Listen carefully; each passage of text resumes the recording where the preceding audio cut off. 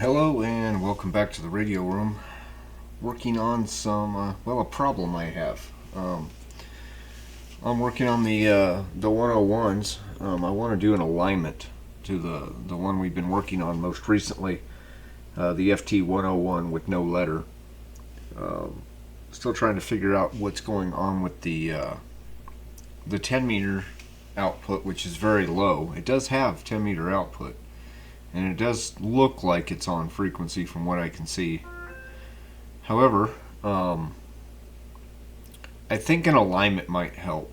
At least let's get it aligned, the transmit and receive front end aligned, and see if maybe that's the problem or if it's something else. But let's give it the best working conditions and then go from there. Well, I have a problem in doing that, particularly on the receive side of it. And we'll take a look at the manual real quick, and I will show you what I'm talking about. So, if you look at this, where I have highlighted, it says use just enough signal generator output, which is approximately 1 microvolt for an aligned unit, to keep from developing AGC voltage. You don't want any S meter indication initially. Well, there's just one problem with that. With the equipment that I have in the radio room, as of right now, I can't go down to 1 microvolt. What I generally use for a lot of signal generating, especially low-level signal generating, is my tiny SA in generator mode. Well, it only goes down to -76. I'll show you all that.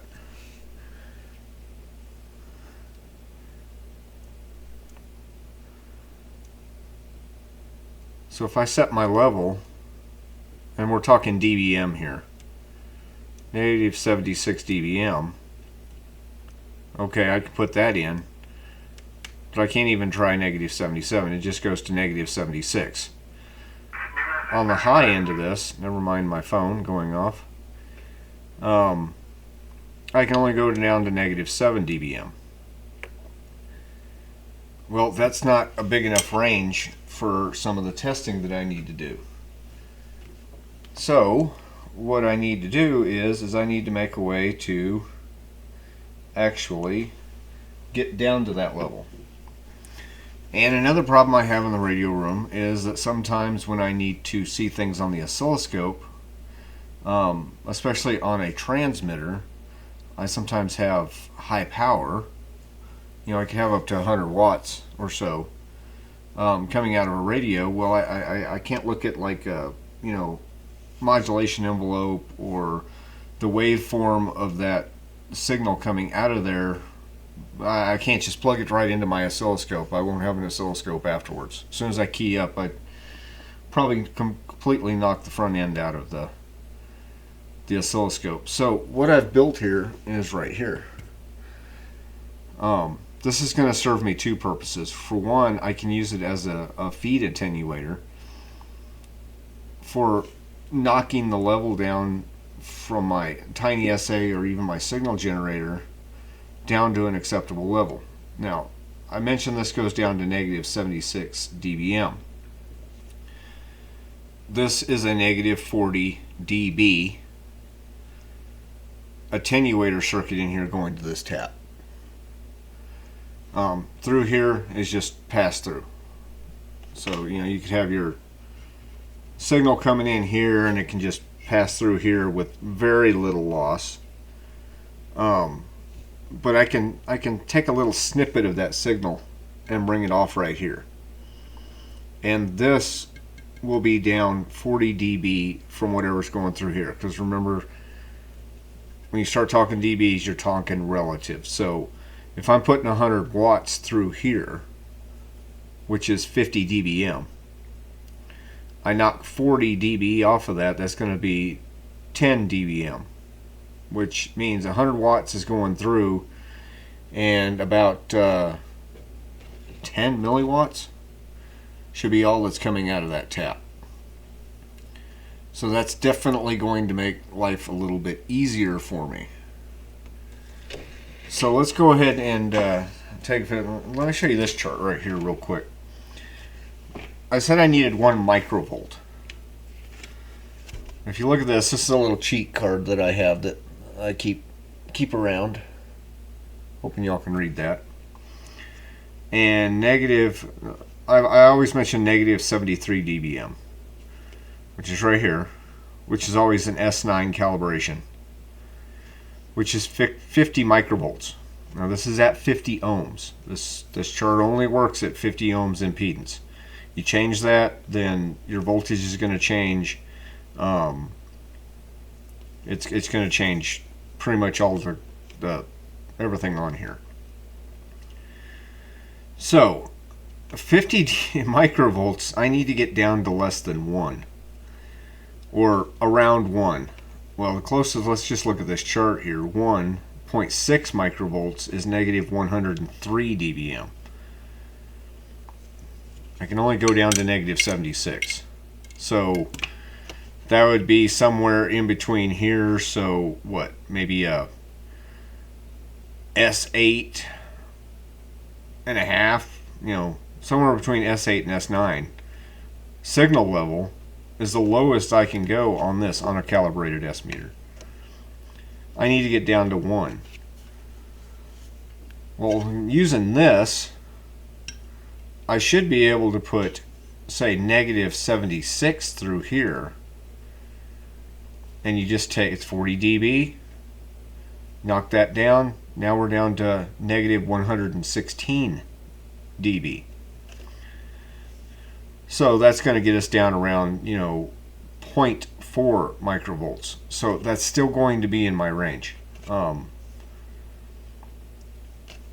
Since this goes down to negative 7, using this, I'll have a range down to negative 47 dBm running through this with this going full power. So really, I'll have a range on my Tiny SA from anything from negative 116 dBm all the way up to negative 7, because once I get to the point where I get to negative 76, I don't have to have this in line. I can run from negative 76 all the way up to negative 7 without this and still have range. So it really broadens my range on how low I can go with the Tiny SA. So let's go ahead and take a look at this real quick. It's a pretty simple circuit. You can see this. There's lots of videos. I actually found a couple of instructional stuff that kind of had instructions on kind of how to build this.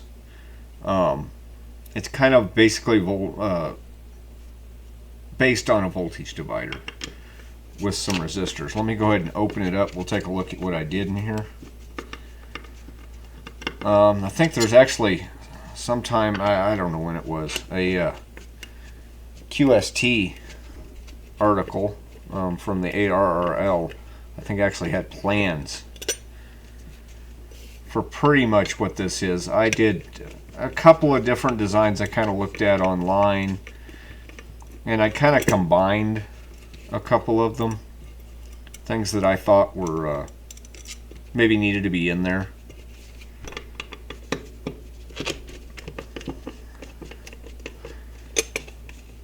So I got this box off of Amazon, and if anybody wants to build something like this, you've got to have a metal box. You're going to have RF going through here. A plastic box is not going to work.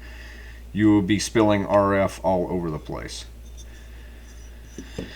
So inside here, I mean, pretty simple here, and you can find the equations to find your dB, your resistor values for depending on what kind of dB attenuation you want.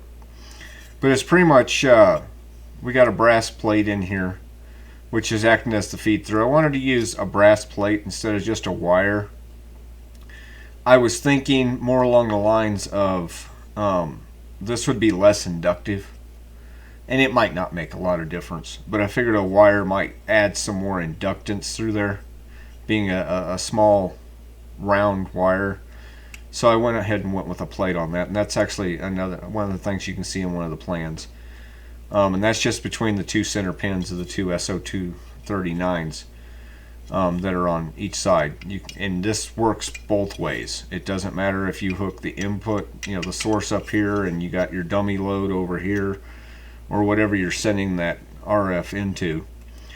This is basically just a pass-through here that sends it to wherever you're sending it to. I would suggest, if you're using this for a piece of test equipment, that you have something that's 50 ohms over here that no matter what frequency, like a dummy load. I do have 3 resistors here. And let me see if you guys can kind of really see in here or not. These 3 resistors, they form a resistance of about 2,470 ohms, and then these 2 in parallel right here are 50 ohms. This is designed for 50 ohm, basically out of all 3 ports. And of course I got a little 0.1 microfarad capacitor in there. So right here is where the voltage divider is, right where the capacitor's connected in here. So you have these here, and then you have forming 2470 ohms, and then you have your 50 ohms right here. These are just 2 100 ohm resistors in parallel to make 50. I thought about using a 47 ohm, just one 47 ohm there, but I wanted to make it 50 ohms, so not have to worry about that. So 100 ohms parallel, 50 ohms. These are all 2-watt resistors. At 100 watts going through the box, I'm not going to go through the math totally right now, but this is basically going to have to dissipate 2 watts through here. So 2-watt resistors should be fine. They shouldn't ever get beyond their rated capacity. So basically, the power comes through here, 100 watts, or say it's a quarter of a watt, whatever, comes through here and loses very little. So most of your power is still going to go through here. This just picks off a little sample of it that I can hook up right here. So if I want to, say look at a waveform of a 100-watt transmitter, most of the power is going to go through here. It's going to be dissipated in a dummy load, 50 ohm dummy load, and I'll have just picking off a little bit here, about 10 milliwatts of power that I can send over to my oscilloscope or whatever piece of test equipment. This just also needs to be 50 ohms. If you knew you were going to use this for something else that had a different impedance, you could change these resistors here to make it change a little bit differently. But really, the load with a 50 ohm device over here, if this is presenting 50 ohms, you're really going to be showing about 25 ohms out as far as what this is concerned, but that's still okay. We're still going to work okay on that. So I need to test this. I need to make sure it's going to work all right. We'll go ahead and put the cover back on it. This was really simple to build. I just used a step drill to cut the holes here. Just got 2 pieces of hardware in 2 of the holes. The step drill, of course, drilled this hole as well. And had to kind of notch this right here to get around these nuts right here. But other than that, it was pretty simple. A drill and a file is about all I used, as far as a drill with a step drill on it to do the machining. So let's do some testing on this real quick and make sure it's kind of doing what we think it's going to do. Get this closed up.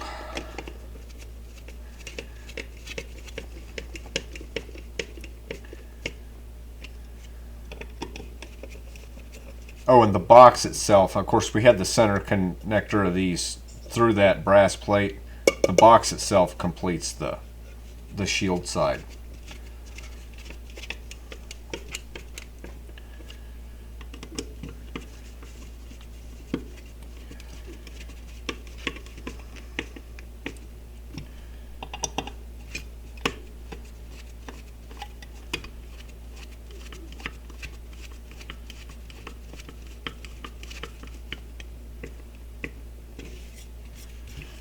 Okay, I am going to be using, just for our testing purposes here this morning, I have little 50 ohm BNC terminators that I'm going to use as dummy loads. All the testing I'm going to be using, I'm not going to be putting 100 watts through this right now. I just want to test it to make sure it's fine. So I got a PL259 to BNC adapter here, and then one of those BNC 50 ohm terminators. This is what I'm going to use as the dummy load to test this. And in order to make it present, because I'm going to do basically an impedance check through this, I am going to put one down here, just to make it look like I have a piece of test equipment here, or I have it hooked up to a SATA receiver that I'm using this purely as an attenuator to go to a radio or a receiver. Of course, I'd still have the dummy load over here. But just, I'm not going to be putting a lot of power through here, so these will be just fine right here. So the first thing I want to do is I want to make sure that we have a good broadband one-to-one SWR through here, basically. And I'm just going to do that with my antenna analyzer, which has been around for a little while. It's got a plastic cover on it. I'm hoping y'all will be able to read everything on here just fine. It's been around the block a few times, so to speak. So I'm just going to plug this into here.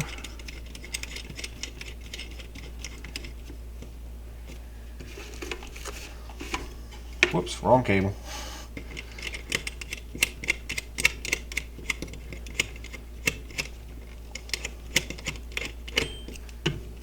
That's not going to connect to the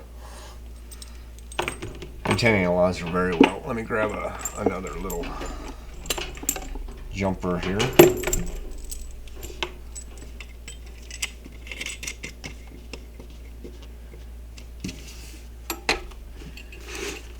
Hook that up to the antenna analyzer. So we just got the antenna analyzer plugged in through here. It's going to be passing through. Got our dummy load. This is just simulating that we do have a 50 ohm receiver or whatever's out of there. Now I will show you something you have to do if you're going to tie this to an oscilloscope with a high impedance input. We'll get to that here in just a moment.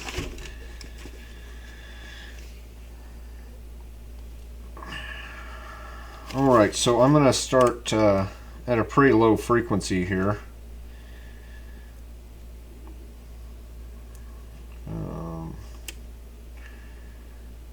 Let's go down to, so there's 1 megahertz. Get this where y'all can read that. And can you see that SWR right there? 1-to-1. Now I'm just going to jump up through some ranges here. Let's go to 10.5 megahertz and 1-to-1. 28 megahertz, 1.1-to-1. That's still good. Some of this might be, we got 1.2 at 67 megahertz. And 113 megahertz, still 1-to-1. 155 megahertz, still 1-to-1. So let's bring our, starting to go up a little bit. I'm at 165, we're at 1.2. 1.3 at 180 megahertz. 1.4 right around 200 megahertz. I wasn't really expecting this to go all the way into UHF, but that tells me that it's seeing basically it's just basically seeing the dummy load. So we'll get that out of the way. And now I kind of want to take a look and see see what our attenuation looks like. And to do that, we're going to use the tiny SA. We might get the bigger signal generator on here as well, but we're going to use the tiny SA hooked up to it and take a look on the oscilloscope and see if we have attenuation, and we'll kind of use a dB chart, dB in power and dB in voltage. There's some square root stuff you got to go on there, so I got some tables, some charts that basically have already done the math for us. So first off, we're going to do this, and this is running over to my oscilloscope. Now, I mentioned that the tap needs to be 50 ohms. Well, as far as my tiny SA's going, it wants to see 50 ohms as well. Well, right now it's going to come through here. I don't have the dummy load on there. This cable is going over to a high impedance oscilloscope. So you got to do something a little special on your oscilloscope as well in order to make sure that you're reading things as accurately as possible. You need to make it so that your high impedance oscilloscope looks like a 50 ohm load, or very, very close to a 50 ohm load, to whatever your source is. In this case, the tiny SA. This is basically straight through here, so whatever impedance it's seeing here is the same thing that's going to be seen here to the tiny SA. To do that, basically your high impedance oscilloscope is going to mess up your readings if you go straight into it. So let me look here, and you'll notice I've done something a little bit differently here. I didn't just take this and plug it straight in, because now it's going to see a mega ohm, which is going to throw your readings off. So what I did is I took a BNCT. I have another one of those 50 ohm terminators, and it's basically, it's almost kind of like a really simplified version without the attenuation of what we were looking at with the box I just built. Input, output. It's basically going to see what's here. The oscilloscope, which is connected right here, is such a high impedance that it's basically going to ignore that impedance and see the 50 ohms. But the tap right here is still going to see the voltage that's across there, and being such high impedance, it won't interfere much with this. Same thing as using a very high impedance voltmeter to try and read voltage readings. If your impedance of your voltmeter is too low, you'll actually change your voltage reading because it'll drag it down. Well, high impedance oscilloscope, low impedance load right there. So this is going to present a 50 ohm load to the tiny SA running through this. So that will help to make sure everything is good and everything's happy and your readings are more accurate. So let me go ahead and turn this on. Right now what we're doing, since I have this plugged in here, this is a baseline test. I'm going to go in here and I'm going to set this at, let's call it -7. That's the highest it has. So it's at -7. I'm on 10 megahertz, and I'm going to go ahead and turn it on. let's go ahead and go over to the oscilloscope. And it's way off the screen right now, so there's our signal. Now let's measure this. Okay, so -7 dBm. -7 dBm is approximately 100 millivolts, roughly.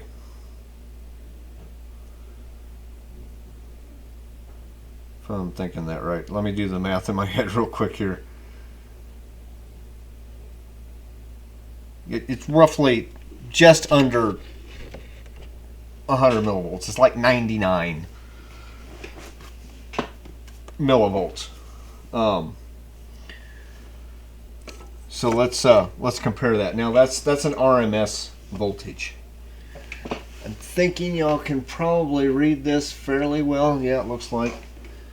But right here, I do have an RMS measurement, and it's right around 97, 98 millivolts. So that's right where it's supposed to be. -7 dBm coming out of the tiny SA going through the box. And we do have the 100, roughly just under 100 millivolts right there. So that's our baseline. Now, if we're going to do 40 dB down, 40 dB attenuation, that's going to bring us to the equivalency of -47 dBm, which is going to knock us down to around a millivolt, give or take, somewhere in there. Probably right around a millivolt. So let's set this up now. Let's set this up so that we can do it as attenuated. So I'm going to go ahead and turn the tiny SA off. I'm going to unhook. This is going to the oscilloscope. I'm going to go ahead and put a 50 ohm dummy load on there, basically, because we still want to present a 50 ohm load to everything. Otherwise we'd have this really crazy SWR. There'd be reflections. It'd totally throw everything off. And I'm going to take the oscilloscope and hook it up to the tap portion now. Now, when we go back and look at the oscilloscope, if we've got about 40 dB, and 40 dB, I'm not saying it's dead on 40 dB. It might be 39, it might be 41, somewhere in that range.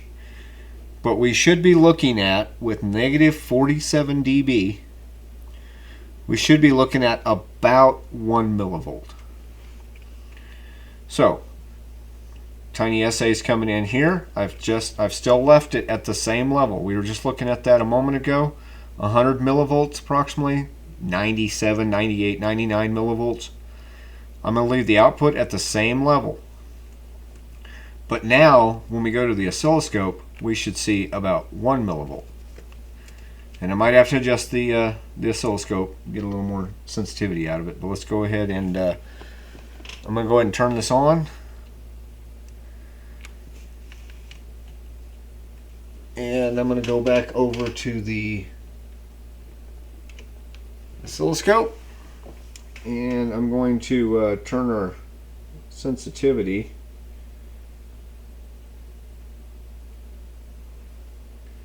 so we can actually see something here. Okay, that's about as low as it goes.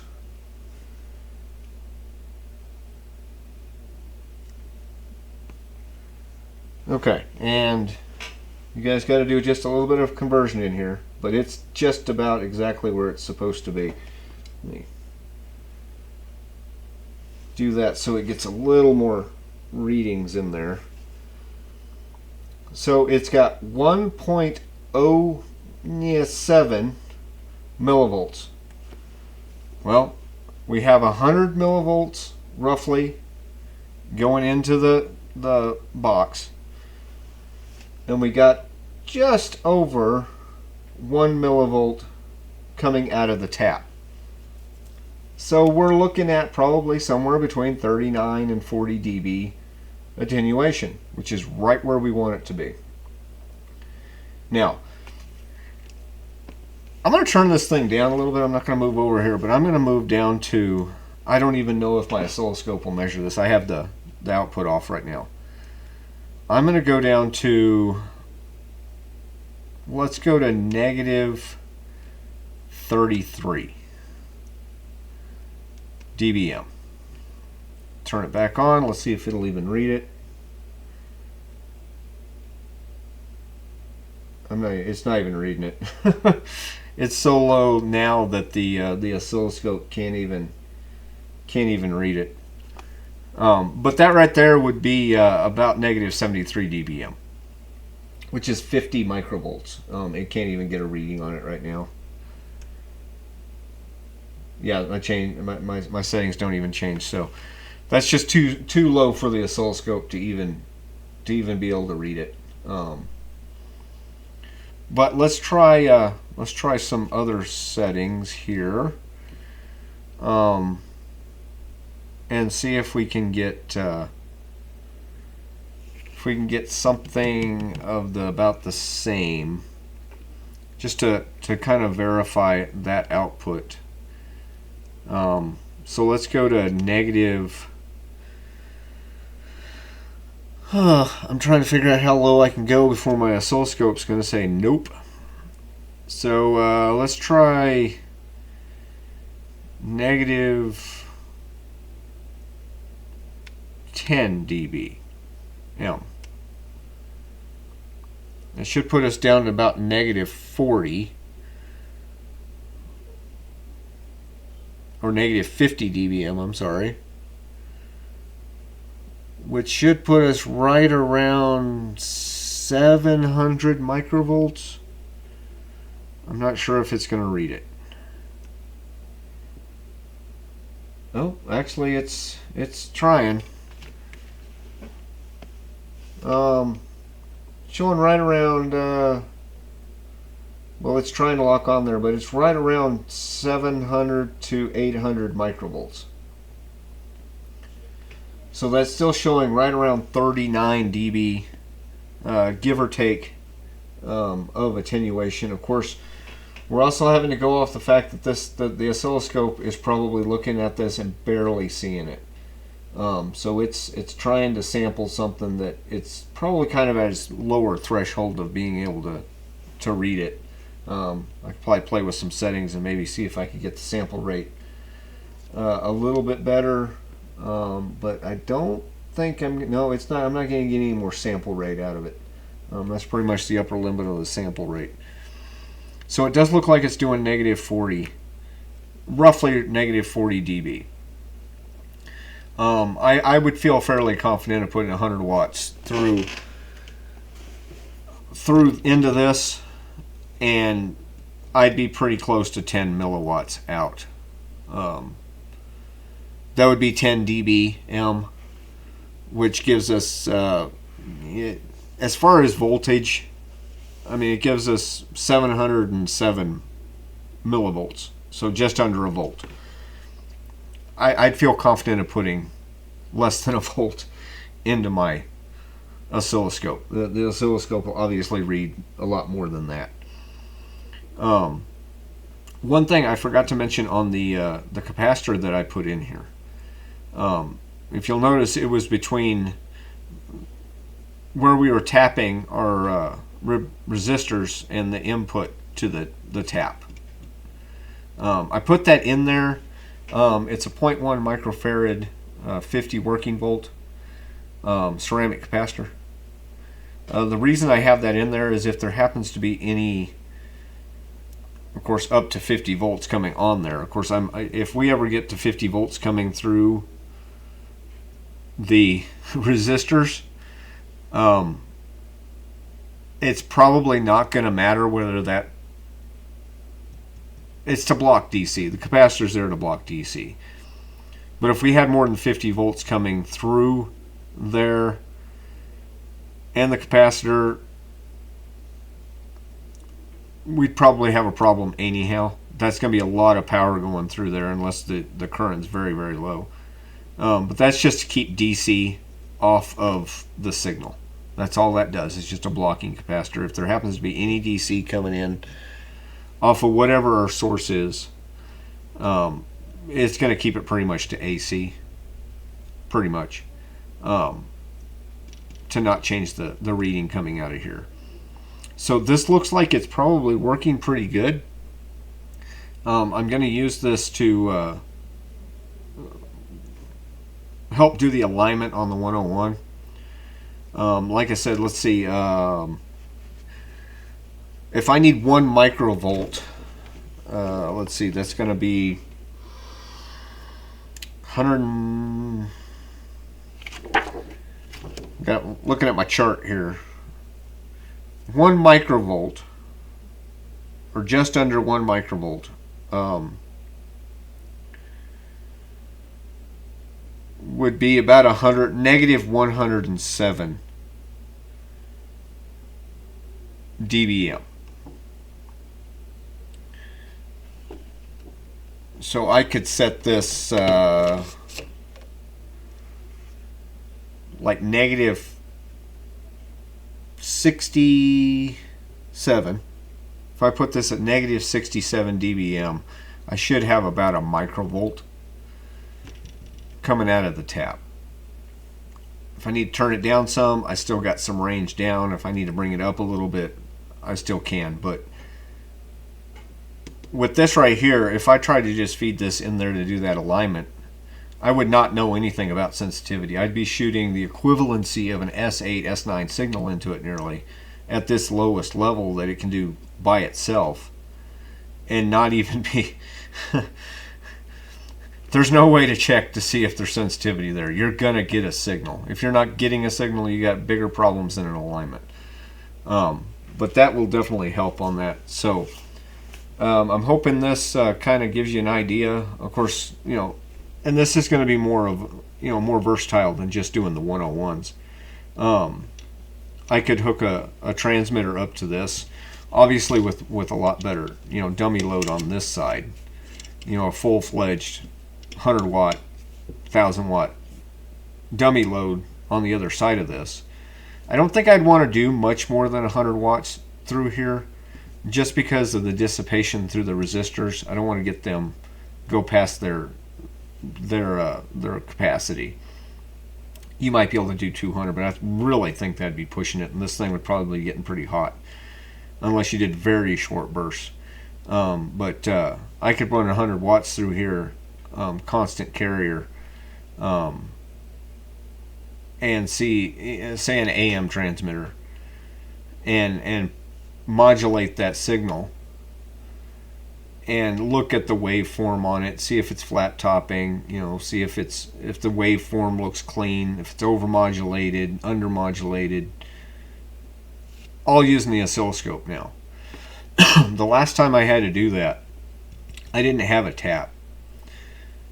So what I basically did is I just had the coax coming out of the back of the transmitter. I think I was working on a little amplifier, going to a dummy load, and I just wrapped wire, like 22 gauge wire around the coax. The coax was leaky enough. I was just inductively coupling enough signal to see it on the oscilloscope.